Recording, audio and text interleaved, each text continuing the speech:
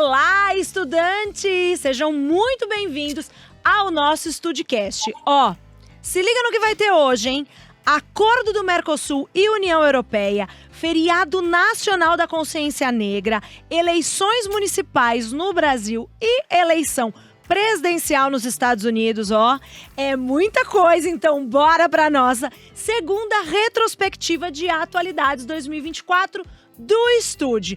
Você que tá me acompanhando aqui nesta temporada, pra quem não me conhece, eu sou Vanessa Bellini, a sua host, então eu vou estar aqui toda essa temporada com vocês, estudantes, no StudiCast, pra acompanhar tudo da atualidade, tudo que pode cair no Enem e nos principais vestibulares do Brasil. Então, se você não me segue, já segue aí StudiCast no Spotify, segue Estude também no nosso canal do YouTube, para você acompanhar, além de ouvir, ver aqui o nosso podcast, tá? Você sabe que o StudiCast é o nosso podcast gratuito, tá? Então você pode acompanhar aí, fique em paz que eu vou te ajudar, vou pegar na sua mão, o Estude vai te ajudar até a prova do Enem de todos os vestibulares. Eu sei que você pode ter algumas dúvidas, né? Do episódio anterior ou desse. Então, se você tem alguma dúvida, como é que você fala com a gente? Nas nossas redes. Então, pode deixar um comentário, pode mandar uma mensagem, seja no Instagram, no YouTube, em todos os nossos canais, que a gente vai te ouvir, a gente vai conversar com você. Eu leio tudo, viu? Vai achando que não. Leio tudo.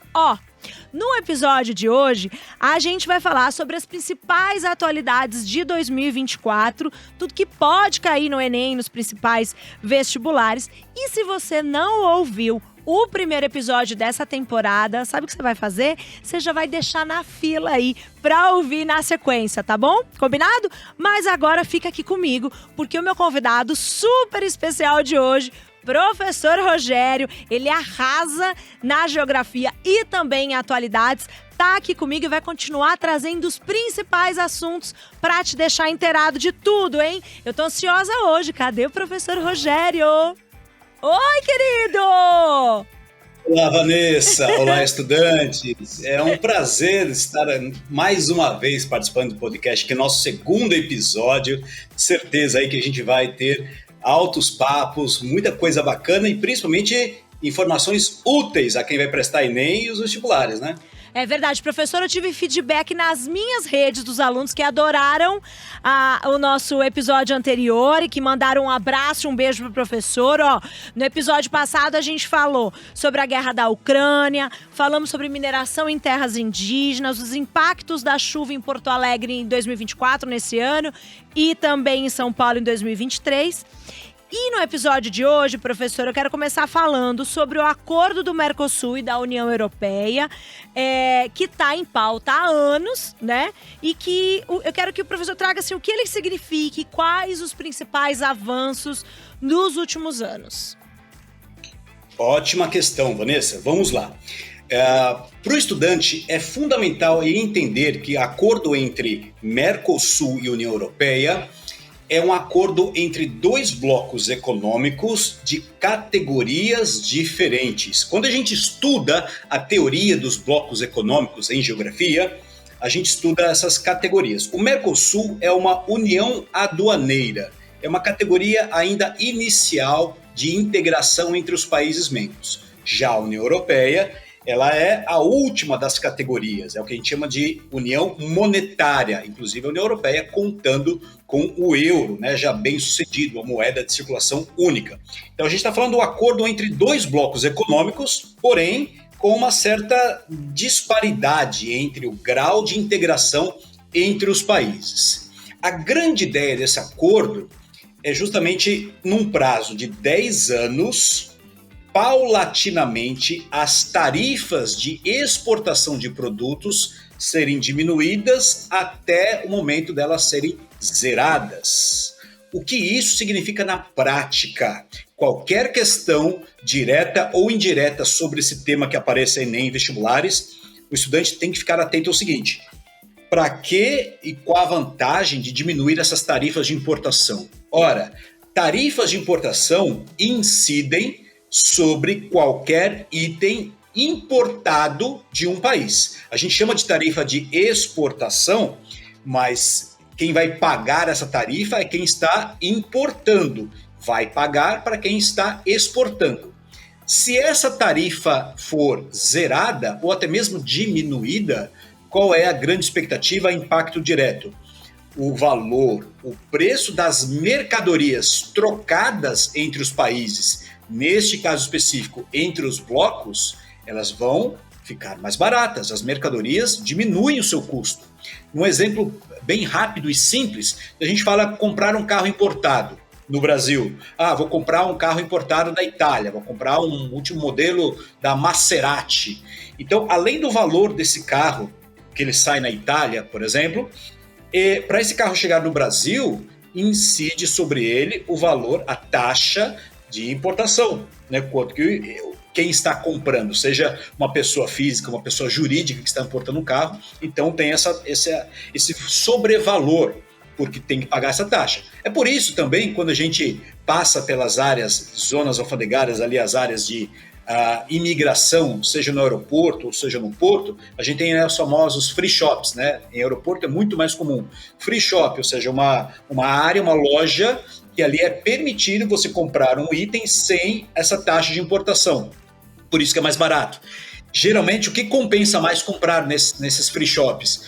Os artigos cujas tarifas de importação são maiores. Por isso que muita gente compra bebida alcoólica, por exemplo, compra perfume, por exemplo, são itens que têm essas tarifas mais elevadas. Isso é um instrumento do país, né, para regular. Então, esse acordo Mercosul-União Europeia visa, ao médio e longo prazo, retirar essas tarifas de importação, de exportação, para aumentar o comércio entre os dois blocos. Então, nesse caso, a gente está falando do aumento do comércio entre todos os países do Mercosul com todos os países da União Europeia.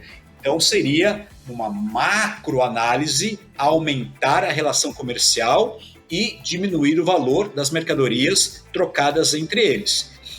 Esse ano de 2024 talvez seja o cenário mais próximo que nós estejamos de efetivamente esse acordo sair. Como você disse na pergunta, Vanessa, esse acordo ele vem sendo costurado há muito tempo.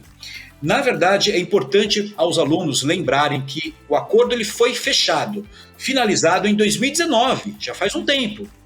Mas, pouco tempo depois, ele foi reaberto pelas autoridades da União Europeia. Quando a gente fala autoridades da União Europeia, a gente fala principalmente de um órgão chamado Comissão Europeia, que é o órgão que decide, seria o que mais se aproxima do poder executivo no Brasil, né? Então, o poder executivo, o líder do executivo é o presidente da República. A Comissão Europeia seria algo próximo ao poder executivo que executa as leis feitas no Parlamento Europeu, que esse ano, inclusive, teve eleições recentes. Eles elaboram as leis. E quem é que executa essas leis no âmbito da União Europeia? A Comissão Europeia. Então, a Comissão Europeia reabriu as discussões, depois de ser finalizado em 2019, pela não compreensão e não aceitação de alguns termos ambientais. Resumindo, para você, estudante, entender fácil. A União Europeia quis que o Mercosul aumentasse o rigor em algumas áreas ambientais. A gente sabe que nós, sul-americanos, de qualquer país que seja, nós temos muito ainda a melhorar nas nossas leis ambientais. A União Europeia, por outro lado, é um bloco que dá prioridade a essas leis ambientais há muito tempo. Então, isso foi um impasse. De 2019 até agora, houve ali uma série de conversas. Todo ano tem pelo menos 2 ou 3 encontros. E tudo está levando a crer, tanto a atual presidente da Comissão Europeia, quanto o presidente do Brasil, o Lula, está muito otimista, de fato, e os outros também representantes do Mercosul, que esse acordo saia ou ainda este ano, final de 2024, ou no mais tardar, início do ano que vem. O que é uma grande expectativa e, claro, aumenta a chance disso aparecer no Enem e nos vestibulares, né? Verdade, professor. E quando a gente fala da implementação desse acordo, né? Aqui no Brasil, no nosso cenário, quais seriam os benefícios esperados ou os desafios enfrentados com a implementação? Muito bom. A gente tem uma questão no Brasil que ela é uma questão quase clássica, tradicional em nossa economia. Às vezes, o cenário está melhor, às vezes pior, que é a questão do emprego, né? Todo mundo que está atuante na economia, a gente quer ali ter um trabalho digno, que nos dê um salário bom, também qualidade de vida, tudo isso.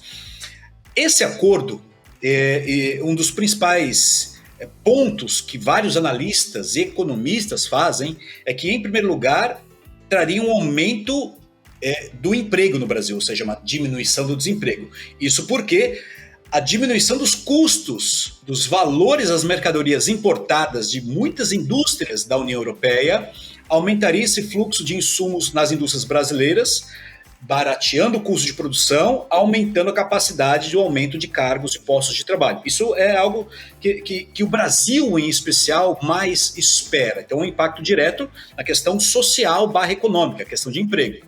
Outro ponto, uma série de itens industriais que o Brasil importa da União Europeia.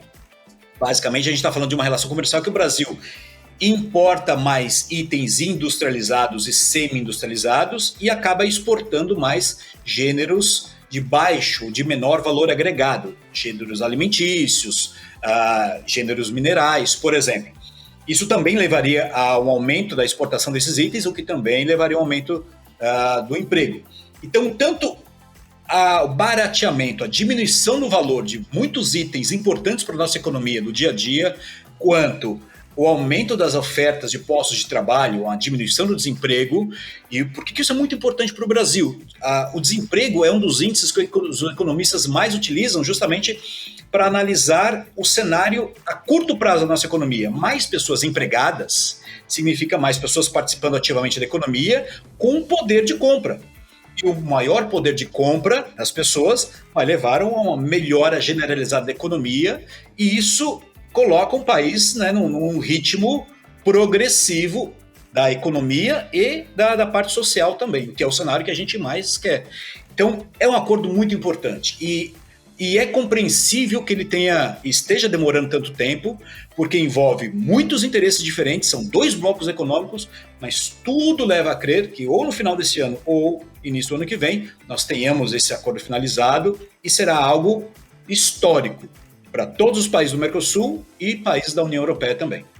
Muito bem, professor. Agora, um outro marco histórico importante deste ano de 2024 foi a criação do feriado nacional da consciência negra, porque antes era feriado somente em alguns lugares, como aqui em São Paulo, onde a gente está gravando, onde ficam localizados os nossos estúdios aqui do StudiCast.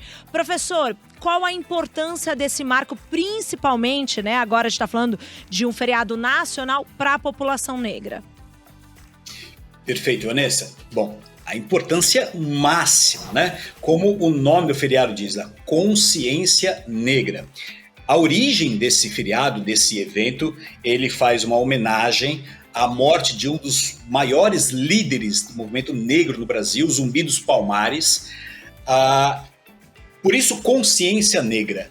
Seja um indivíduo pertencente ou não a essa classificação, a pessoa é ou não é negra, é extremamente importante toda a população brasileira refletir sobre o papel e a questão e a situação da população negra no Brasil. Lembrando que a porcentagem da população, agora já um pouquinho de geografia, de demografia, a porcentagem da população negra e da população parda no Brasil compõe a maioria de nós brasileiros. O Brasil é um país majoritariamente negro e pardo, ponto.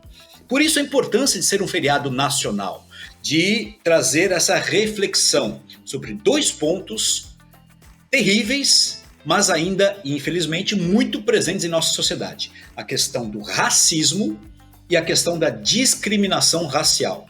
Então, ter um feriado nacional desse é justamente o papel de convidar toda a população a refletir sobre essas 2 questões, racismo e discriminação racial. Independe da classificação do indivíduo, porque isso é uma questão nacional, isso é uma questão do Brasil. Daí a importância desse feriado nacional. Muito bom, professor. O professor trouxe pontos concretos, né, de como essa conscientização é importante para toda a nação. Agora, como isso pode aparecer no vestibular? Muito bem, eu vou colocar aqui em duas situações com grandes chances. Uma situação como proposta de redação, mais uma vez, um tema social, um tema que traz traz um problema histórico do nosso país, um problema ainda presente, muito presente, infelizmente uma série de exemplos que ocorrem em qualquer cidade, qualquer estado, no país inteiro. Então, uma proposta de redação, como já aconteceram no passado em outros vestibulares, sempre é uma possibilidade de aparecer, seja Enem ou nos principais vestibulares. Então, isso seria um caminho. Um outro caminho, aí eu vou trazer mais para a parte geográfica, o feriado da consciência negra, com essa reflexão que eu disse, né, o convite à reflexão da discriminação do racismo, isso vem muito ali com um cheiro de uma questão de geografia, de demografia, da geografia da população. Se a gente lembrar que o último censo demográfico, estudante, você lembra que censo ou recenseamento é o estudo mais detalhado que nós temos sobre a nossa população. Em palavras bem resumidas, é ali a contagem da população. Nós sabemos quantos nós somos no país, nos estados, nas cidades, e uma série de outras informações da nossa composição social, tanto do poder de compra, quantas pessoas tem em cada residência, e também dessa classificação, se a pessoa se sente branca, se a pessoa se considera parda, se considera negra. Isso na nossa demografia, então a questão do recenseamento é uma questão clássica. O que é esse censo, o que é esse recenseamento? E o último censo demográfico, deveria ser feito a cada 10 anos. Isso não ocorreu no Brasil, tivemos um atraso aí de alguns anos, o último censo foi em 2022, deveria ser 2020, e esse último censo de 2022 reafirmou isso que eu falei, nós somos um país de maioria negra e parda, e esse fantasma de racismo e discriminação social é uma realidade. As pessoas se sentem ameaçadas, se sentem em uma situação de risco, e isso cria ali subsídios para uma questão dentro dessa geografia da população e da geografia e da demografia. Então, estudante, muito atenção à parte das pirâmides demográficas. Aqui no estúdio a gente tem aulas maravilhosas sobre essa parte de pirâmides demográficas. Recomendo que você faça um bom estudo dessas aulas, e também essa parte do censo demográfico, o que ele representa, o que ele é. O último foi em 2022. Os resultados desse último censo começaram a aparecer em 2023. 2024 tem mais estudos sendo feitos. Tudo leva a crer que pode também ser alvo de uma cobrança nesse ano, Enem ou os principais vestibulares. Muito bem, professor. E esse ano também, estamos falando de um ano que vamos ter eleições municipais aqui no Brasil e eleição presidencial nos Estados Unidos. Bora começar falando aqui pelo nosso país, né? Brasil, a gente vai ter eleição, as eleições municipais, e a gente vê muito a polarização dos nossos eleitores, tem muito conflito ideológico. E aí, professor, para os nossos estudantes que estão aqui nos acompanhando, como que esse ponto pode cair, assim, ser trabalhado, né, no Enem, nos vestibulares? Mas eu queria que o professor comentasse sobre a perspectiva para essa eleição. Muito bem, eu estou bastante ansioso para a eleição desse ano, Vanessa, porque essa polarização que você citou, ela já vem acontecendo, né, há algumas eleições no nosso país, e não só no Brasil, e essa polarização, a gente tem hoje o entendimento que ela foi bastante intensificada pelo papel e pelo uso cada vez mais disseminado das mídias, das redes sociais, né? Então, é muito difícil alguém hoje que esteja fora de uma rede social, seja ela qual for. Nas redes sociais, todas elas, cada uma tem o seu algoritmo, né? Que é justamente o código ali que gerencia determinada rede social, e basicamente é esse algoritmo que vai mostrar o que cada um de nós vemos, né, em nossas timelines, ou seja lá onde for. Existe uma questão de realidade confirmada, ou de se confirmar o que o algoritmo entende que cada um de nós gostamos. Então, isso pode ser tanto um hobby, eu gosto de pesca, de pescaria, então o algoritmo vai perceber isso fácil, vai me mostrar cada vez mais conteúdo de pescaria. Ele vai perceber que eu sou adepto de uma doutrina X ou Y política, é normal que o algoritmo também queira me mostrar mais conteúdos que reafirme essa minha doutrina política que ele entendeu que eu gosto, porque eu fiquei mais tempo em um vídeo, em um post sobre algum determinado assunto, dei like, comentei, fiz isso. Ele entende, o algoritmo, ele quer que nós fiquemos o maior tempo possível naquela rede social. Então ele entende que para nos manter ali o maior tempo possível, ele vai nos mostrar coisas que nós gostamos. Isso na política, e isso apareceu nas últimas eleições, então o algoritmo acaba mostrando o que a gente chama, né, cada vez mais reafirma você dentro da sua bolha. Então você só fica sendo bombardeado por opiniões, por interpretações daquela sua ala política, aquela sua corrente política preferida, seja ela qual for. Então você vai sempre se confirmando, né? É isso mesmo, é isso mesmo, é isso mesmo. Não mostra outro ponto de vista, não mostra qualquer outro ponto diferente, e isso tem um impacto psicológico. A gente está falando da psique humana, a gente está falando da psicologia, e aquilo vai deixando você cada vez mais confiante que a sua visão é a certa, e a todo custo faz a gente diminuir a nossa possibilidade de entender, de compreender qualquer visão que seja diferente da nossa, e claro, isso leva a essas discussões acaloradas, leva a essa, como a gente disse, a polarização. Você vai para um dos polos políticos, de correntes políticas, e você fica preso ali dentro. E isso, obviamente, nas eleições fica mais exagerado, né? Você quer ali não só confirmar em quem você acredita, na corrente que você acredita, mas quer convencer os outros e quer minimizar, você quer diminuir quem pensa diferente de você. Então as eleições, elas são a manifestação de o que eu chamo particularmente, né, de uma grande manifestação da psique humana, e que está ligado a esse fenômeno das redes sociais. Isso é algo que a gente não consegue controlar por enquanto, né? O único controle que eu vejo, que é muito difícil, é você ficar fora das redes sociais, né? Mas por um ponto de característica dela, você acaba perdendo várias outras coisas positivas que as redes sociais trazem. Informações úteis, visões de mundo e tudo mais. Então, as eleições, infelizmente, eu estou ansioso por quê? Como eu disse no início, porque esse conhecimento dessa polarização política por conta dos algoritmos foi aos poucos criando algumas formas, algumas ainda muito, muito pequenas, formas de tentar evitar isso. Então, as redes sociais, as grandes redes sociais, em alguns países, elas já são obrigadas a mostrar, digamos ali, de uma forma equilibrada, diferentes visões políticas, diferentes concepções, justamente para não reafirmar essa polarização na população. Isso não é exclusividade do Brasil, mas esse ano, como você disse, teremos eleições municipais e eu estou muito ansioso, estou muito realmente curioso para ver se essas regulações, se elas vão surtir um efeito ou teremos outra enorme polarização como tivemos nas últimas eleições. Muito bem, professor, eu também estou nessa expectativa. Estamos juntos segurando a ansiedade aqui.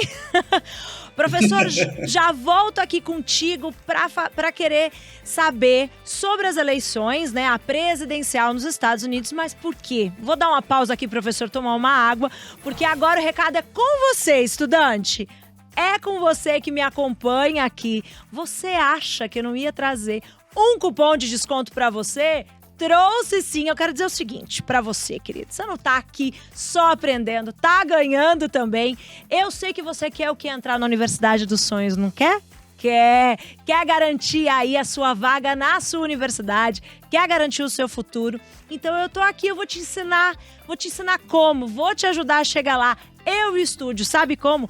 Com uma metodologia baseada na neurociência. Você vai estudar na metodologia Estude. São mais de 6.000 videoaulas, mais de 30.000 exercícios. Tem cronograma personalizado, correção da redação ilimitada, tudo para te ajudar a conseguir as maiores notas. Aqui a sua chance de aumentar aí o seu desempenho, a sua nota é garantido, viu? Porque aqui a gente vai te ajudar e a nossa metodologia, como eu te disse, é baseado na neurociência. Você tem as aulas de até 8 minutos, já seguida de exercício, para te ajudar a focar na medida certa e garantir aí a sua nota no Enem, nos principais vestibulares. Mas como, Vanessa, que eu vou conseguir aí a minha vaga no estúdio com esse desconto? Ó, já anota aí o seu cupom de desconto, tá?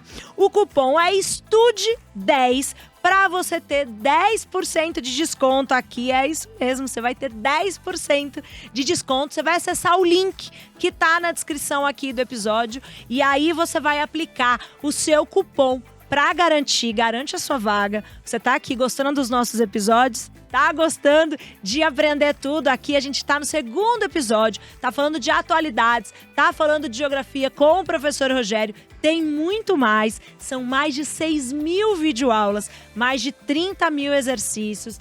Tem muita correção lá dentro. Sabe o que tem? Tem aula que já tá ali ó, com resumo.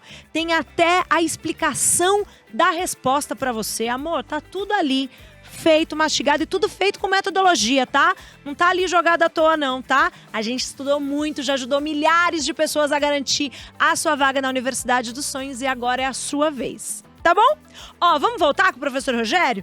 Professor, agora falando, né, de Estados Unidos, a gente tá falando o quê? De uma corrida presidencial agora em 2024 e eu quero saber, professor, como que o resultado dessa eleição pode impactar o mundo, né? Não só o Brasil, mas o mundo.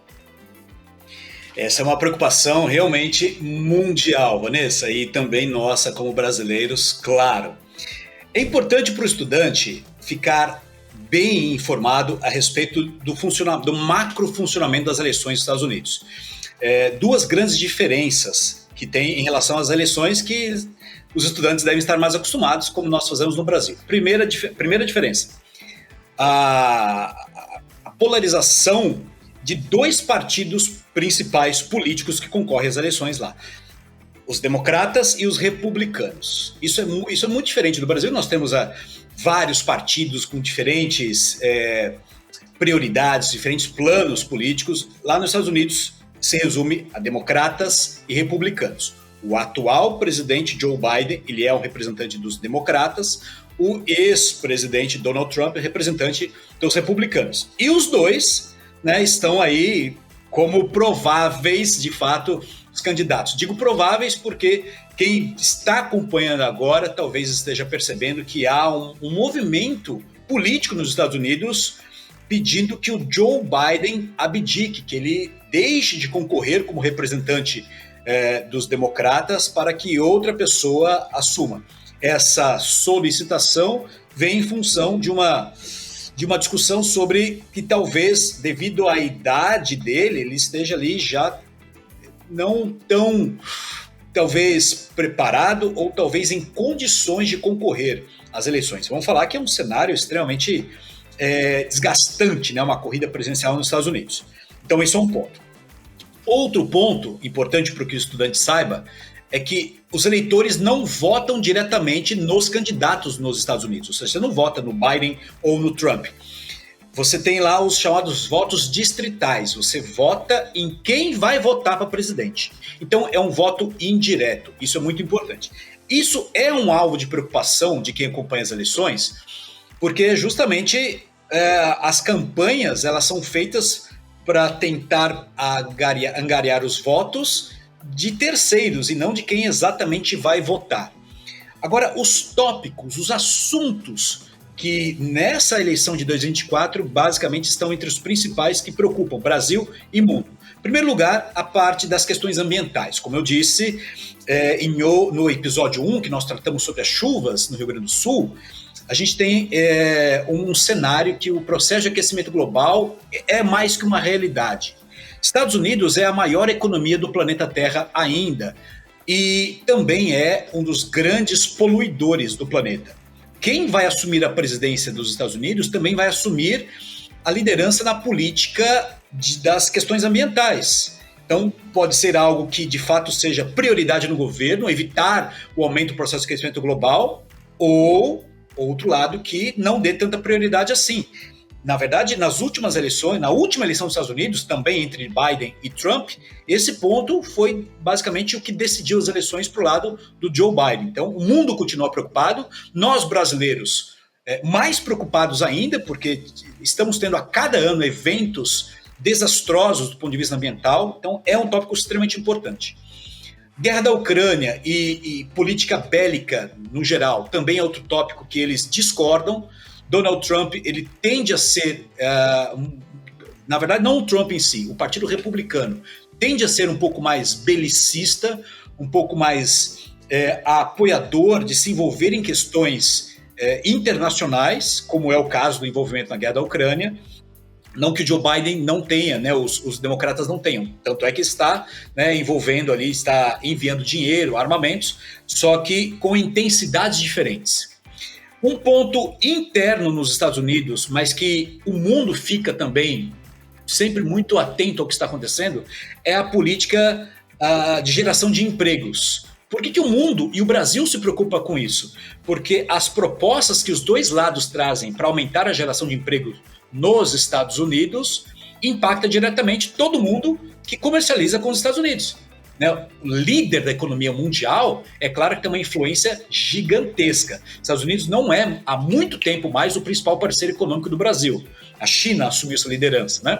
Mas os Estados Unidos ainda é um importante parceiro comercial, de trocas tecnológicas, acadêmicas com o Brasil. Então, quem vai liderar e pautar sobre esses assuntos também nos interessa. E ao mundo, obviamente, também. Como último tópico importante, com muita relevância para Enem e vestibulares, eu apontaria a questão da política de imigração.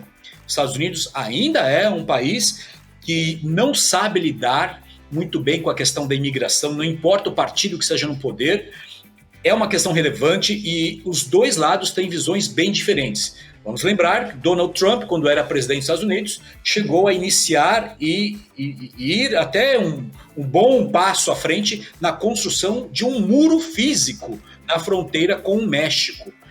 E o outro lado não tem essa mesma aspiração, claro. Muitos se preocupam como o novo líder dos Estados Unidos vai lidar com a política de imigração, porque isso acaba transbordando para problemas de outros países também, seja nós, brasileiros, ou do mundo inteiro. Então, é uma das questões principais esse ano, políticas, né?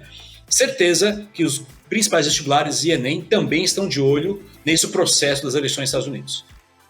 Quanta coisa, não é, professor? Não pode piscar o olho que já tem novas atualidades aí que podem cair no Enem nos principais vestibulares. Ainda bem que nós, estudantes, temos o professor Rogério e o StudiCast aqui para nos acompanhar e nos atualizar. Professor, que prazer, que delícia esse bate-papo. Muito obrigado pela disponibilidade e eu vou te chamar para mais bate-papo, tá? Com certeza, estou sempre à disposição. É impressionante como o tempo passa rápido quando a gente está ali tratando de assuntos importantes, interessantes, um papo super útil, né? Então, mais uma vez, é um prazer, uma honra participar aqui do StudiCast. Obrigado pelo convite, agradeço a produção sempre sensacional aqui do estúdio também. E aos estudantes, ótimos estudos! Obrigada, professor. Vamos dizer que ele pode ligar pra gente aqui na produção a qualquer novidade. O professor tá muito antenado em tudo que acontece, Brasil e mundo. Agora você, estudantes, muito obrigado por me acompanhar. Segue a gente aqui. Se você ainda não segue, segue agora o StudiCast aqui no Spotify e também segue o Estúdio no canal do YouTube.